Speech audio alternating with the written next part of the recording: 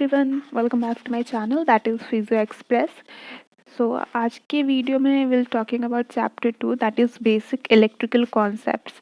वैसे अगर आपने क्लास 12th में फिज़िक्स थोड़ा बहुत पढ़ा है तो ज़्यादा दिक्कत नहीं आएगी इस चैप्टर को समझने में, तो just take it as revision. तो रिवीजन मतलब बहुत ईजिली समझ आ जाएगा, कुछ ये नहीं है इस चैप्टर में। So let's get started. सबसे पहले कंडक्टर्स वो होते हैं जो इलेक्ट्रिसिटी बहुत इजीली पास करते हैं। कंडक्टर्स के जो एटम्स होते हैं उसके आउटर मोस्ट शेल में फ्री इलेक्ट्रॉन्स होते हैं जिसके कारण कि वो इलेक्ट्रिसिटी इजीली पास कर पाते हैं। Example iron, copper. फिर है नॉन कंडक्टर्स को हम इंसुलेटर्स भी कहते हैं। ये वो होते हैं जो इलेक्ट्रिसिटी बिल्कुल भी पास नहीं करते हैं क्योंकि इसका आउटर मोस्ट शेल, इसके एटम्स के जो आउटर मोस्ट शेल होते हैं वो फुल्ली फिल्ड होते हैं। एग्जाम्पल की वुड। स्टैटिक इलेक्ट्रिसिटी वो होता है जब हम आपस में किसी दो ऑब्जेक्ट को रब करते हैं तो उसके ऊपर जो चार्ज प्रोड्यूस हो जाता है उसको स्टैटिक इलेक्ट्रिसिटी कहा जाता है। जैसे कि जब हम अपने बाल कोम कर रहे होते हैं तो कोम में और हमारे बाल में दोनों में ही इलेक्ट्रिसिटी मतलब चार्ज प्रोड्यूस हो जाता है जिसके कारण कि कोम हमारे बालों को अट्रैक्ट करने लगता है। वैसे ही एक ग्लास और फ्लैनल एक फैब्रिक होता है, उसको अगर आपस में रब किया जाए तो फ्लैनल पे पॉजिटिव चार्ज और ग्लास पे नेगेटिव चार्ज प्रोड्यूस हो जाता है। यही होता है static electricity. Electric field around a charged body. जब कोई बॉडी चार्ज्ड होती है तो उसके आसपास का सराउंडिंग उसके चार्ज होने के कारण अफेक्ट होता है। Electric field lines always point away from a positive charge and towards a negative charge। और ये जो इलेक्ट्रिक फील्ड लाइंस होती है इसकी कुछ प्रॉपर्टीज होती है। लाइंस ऑफ फोर्स जो होती है वो हमेशा स्ट्रेट होती है और लाइंस ऑफ फोर्स आपस में रिपेल करती है। Third, lines of force can easily pass through conductors than non conductors. ये कंडक्टर्स से ईजिली पास कर सकती है और नॉन कंडक्टर्स से पास नहीं करती है। लाइंस ऑफ फोर्स वहाँ पे ज़्यादा कॉन्सेंट्रेट होती है जहाँ की उस बॉडी के आसपास कोई उसकी इन्फ्लुएंस करने वाली कोई ऑब्जेक्ट होगी। जैसे कि अगर ये कोई चार्ज्ड बॉडी है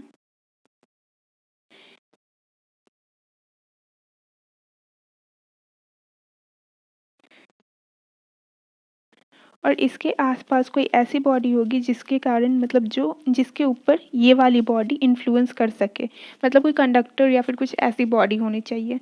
तो अगर ये बॉडी यहाँ पर है तो ये सारी चार्ज जो है एक जगह इधर को कॉन्सेंट्रेट होने लग जाएगी।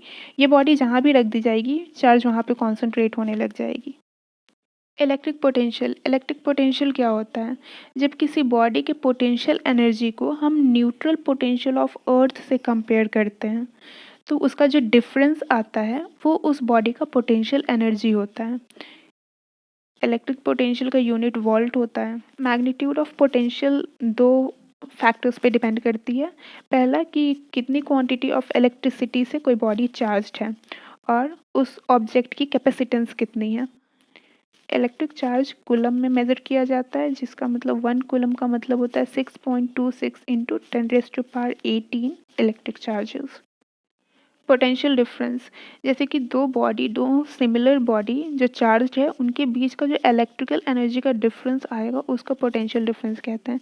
जैसे कि ये कोई बॉडी है, दो बॉडी है तो दोनों चार्ज हैं और ज़रूरी नहीं है कि दोनों इक्वली चार्ज होगा, तो इन दोनों के बीच का जो इलेक्ट्रिकल एनर्जी का डिफरेंस होगा उसको कहते हैं potential difference. Electrons flow from high negative to lower negative body. जैसे कि अगर ये दो कोई बॉडी है तो ये अगर ज़्यादा नेगेटिवली चार्ज्ड है और ये कम नेगेटिवली चार्ज है तो इस बॉडी से चार्ज इस बॉडी को जाएगी क्योंकि ये कम नेगेटिवली चार्ज है, और ये तब तक जाएगी जब तक दोनों का पोटेंशियल सेम नहीं हो जाए, जब तक दोनों का चार्ज सेम ना हो जाए। कैपेसिटेंस वो एबिलिटी होती है बॉडी की कि वो कितना इलेक्ट्रिकल चार्ज होल्ड कर सकता है और ये डिपेंड करता है मटेरियल ऑफ द बॉडी पे और surface area of the body पे, और इसका यूनिट है फराड। करंट इलेक्ट्रिसिटी, एक सेकंड में कितना चार्ज फ्लो हो पा रहा है उसको कहते हैं current electricity, charge flowing per unit time. ठीक है, फिर है current flows from positive to negative terminal. Current हमेशा पॉजिटिव से नेगेटिव टर्मिनल को फ्लो करता है, इसका यूनिट है एम्पियर। इलेक्ट्रोमोटिव फोर्स क्या होता है? तो जब कोई कंडक्टर दो डिफरेंट पोटेंशियल वाले पॉइंट से कनेक्टेड होता है, जैसे कि ये कोई कंडक्टर है, इसका यहाँ पे पोटेंशियल कुछ और है और यहाँ पे इस दोनों एंड्स पे पोटेंशियल कुछ और है, तो इसमें जो इलेक्ट्रॉन्स फ्लो होने के लिए फोर्स चाहिए होगा, तो इसमें ये जो इलेक्ट्रॉन्स फ्लो होने के लिए फोर्स चाहिए, उस फोर्स को कहते हैं इलेक्ट्रोमोटिव फोर्स। इस फोर्स को कहेंगे इलेक्ट्रोमोटिव फोर्स। तो हम कह सकते हैं कि जितना ज़्यादा पोटेंशियल डिफरेंस होगा उतना ज़्यादा ईएमएफ चाहिए होगा। अगर इसमें यहाँ पे पोटेंशियल और यहाँ पे जो पोटेंशियल इसका डिफरेंस अगर बहुत ज़्यादा होगा तो ईएमएफ भी बहुत ज़्यादा चाहिए होगा। इसका यूनिट होता है वोल्ट। रेजिस्टेंस, जैसे कि किसी भी बॉडी में अगर इलेक्ट्रिकल चार्ज फ्लो होने में कोई भी रुकावट आ रहा है तो उस रुकावट को, उस हिंडर को रेजिस्टेंस कहते हैं। रेजिस्टेंस डिपेंड करता है मटेरियल ऑफ द बॉडी पे, लेंथ ऑफ द बॉडी पे। बॉडी जितनी लंबी होगी रेजिस्टेंस उतना ज़्यादा होगा। Cross sectional area of the body, cross sectional area जितना ज़्यादा होगा रेजिस्टेंस उतना कम होगा। Temperature of the body, temperature जितना ज़्यादा होगा रेजिस्टेंस भी उतना ज़्यादा होगा। इसका यूनिट है ओम। फिर है Ohm's law. Ohm's law George Simon Ohm ने 1828 में दिया था। उन्होंने कहा कि current flowing through a conductor उसके दो एंड्स के पोटेंशियल डिफरेंस के डायरेक्टली प्रोपोर्शनल होगा।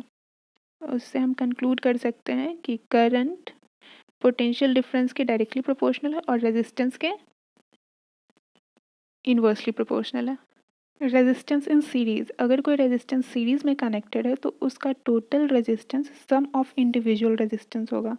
जैसे इसका टोटल रेजिस्टेंस हमें निकालना है तो R1 plus R2 plus R3 total का सम हो जाएगा उसका रेजिस्टेंस। और अगर कोई रेजिस्टेंस पैरेलल में कनेक्टेड है तो उसका टोटल हो जाएगा the sum of individual reciprocal resistance. जैसे कि अगर हमें पैरेलल का रेजिस्टेंस निकालना है तो इन तीनों का रेसिप्रोकल, इंडिविजुअल रेसिप्रोकल का सम होगा टोटल रेजिस्टेंस। इलेक्ट्रिकल एनर्जी, किसी भी चार्ज्ड पार्टिकल को मूव करने के लिए जो एनर्जी लगती है उसको इलेक्ट्रिकल एनर्जी कहते हैं। Power is the rate of doing work, मतलब कि अगर ईएमएफ ऑफ 1 वोल्ट मूव कर रहा है 1 कूलम ऑफ इलेक्ट्रॉन को 1 सेकेंड में, तो उस पूरे सिस्टम का पार हो जाएगा 1 वॉट। और पार का फॉर्मूला ईएमएफ इंटू करंट होता है और इसकी यूनिट है what. Electromagnetic spectrum, it is the range of all types of electromagnetic radiation. Electromagnetic radiation के रेंज को इलेक्ट्रोमैग्नेटिक स्पेक्ट्रम कहते हैं। वेवलेंथ, किसी भी इलेक्ट्रोमैग्नेटिक वेव के 2 पॉइंट का जो डिस्टेंस होता है उसको वेवलेंथ कहते हैं। जैसे कि ये कोई वेव है तो यहाँ से यहाँ तक का जो डिस्टेंस होगा उसको वेवलेंथ कहते हैं और वेवलेंथ को नैनोमीटर में मेज़र करते हैं। फिर वेलोसिटी, वेलोसिटी क्या होता है, किसी भी ऑब्जेक्ट का डायरेक्शनल स्पीड, उसको वेलोसिटी कहते हैं। जैसे कि EMW की वेलोसिटी होती है same as the speed of light जो कि है 3 × 10⁸ मीटर पर सेकेंड। फ्रीक्वेंसी, इसका मतलब है कि 1 सेकेंड में कितना नंबर ऑफ कंप्लीट वेव्स पास हो पा रहा है किसी फिक्स्ड पॉइंट के थ्रू। जैसे कि ये कोई फिक्स्ड पॉइंट है और ये वेव है, तो ये वेव कितने सेकंड में यहाँ तक पहुँच पा रही है, तो ये हाफ सेकंड में यहाँ तक पहुँच पा रही है अगर, तो इसकी फ्रीक्वेंसी हो जाएगी 2 पर सेकंड। इलेक्ट्रोमैग्नेटिक रेडिएशन क्या होता है ये, तो जब कोई electron with in the atom move करता है तो उससे जो रेडिएशन रिलीज होता है उसको कहते हैं इलेक्ट्रोमैग्नेटिक रेडिएशन।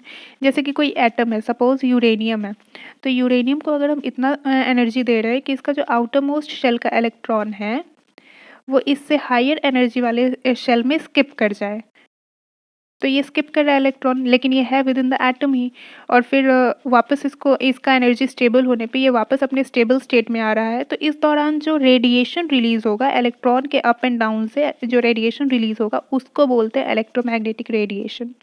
अब है इलेक्ट्रोमैग्नेटिक इंडक्शन। क्या होता है EMF, तो जैसे कि ये कोई कंडक्टर है, इस कंडक्टर में अगर हम ये मैग्नेट इंड्यूस करेंगे तो इसमें इलेक्ट्रिसिटी जनरेट होगा, इसमें इलेक्ट्रिसिटी प्रोड्यूस होगा मैग्नेट के EMF के कारण। तो ये जो इलेक्ट्रिसिटी जनरेट हो रहा है मैग्नेट के EMF के कारण, इसको कहते हैं इलेक्ट्रोमैग्नेटिक इंडक्शन। इलेक्ट्रोमैग्नेटिक इंडक्शन में कंडक्टर और मैग्नेट के बीच में कोई डायरेक्ट कांटेक्ट नहीं होता है। ये जो भी करंट इसमें इंड्यूस होता है वो सिर्फ EMF के कारण होता है।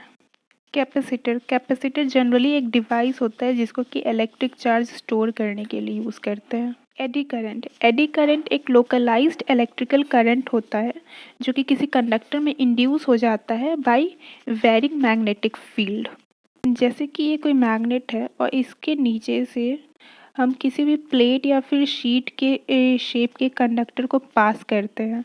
तो जब हम इसको पास करेंगे तो इस मैग्नेटिक ईएमएफ के इन्फ्लुएंस के कारण इस कंडक्टर में भी इंड्यूस करंट सेटअप हो जाएगा मैग्नेट के ईएमएफ के कारण। तो इस इंड्यूस्ड करंट को एडी करंट कहते हैं। स्नेल्स लॉ 1621 में विलेबॉर्ड स्नेल ने डिस्कवर किया था लॉ ऑफ रिफ्रैक्शन, जो कि कहता है कि sine of angle of incidence और sine of angle of refraction का रेशियो हमेशा कांस्टेंट होता है। जैसे कि ये कोई ग्लास स्लैब है, हम इस पे कोई लाइट इंसिडेंस कर रहे हैं तो ये इंसिडेंस लाइट और ये फिर रिफ्लेक्टेड हो जाएगा। तो ये इंसिडेंस लाइट का जो एंगल का साइन है और इसका रिफ्लेक्टेड लाइट का एंगल का जो साइन होगा उसका रेशियो हमेशा कांस्टेंट होगा। हम इंसिडेंस लाइट के एंगल को कितना भी चेंज करें, इन दोनों का रेशियो हमेशा कांस्टेंट रहेगा। ये कहा था स्नेल्स लॉ। तो ये हमारा आधा चैप्टर है, आधा चैप्टर अभी भी बाकी है। एक ही वीडियो में पूरा चैप्टर करना पॉसिबल नहीं है, वीडियो बहुत लंबी हो जाएगी। तो बाकी का आधा चैप्टर दूसरे वीडियो में होगा। You can check the playlist. So अभी के इस वीडियो के लिए इतना ही। Thank you and take care.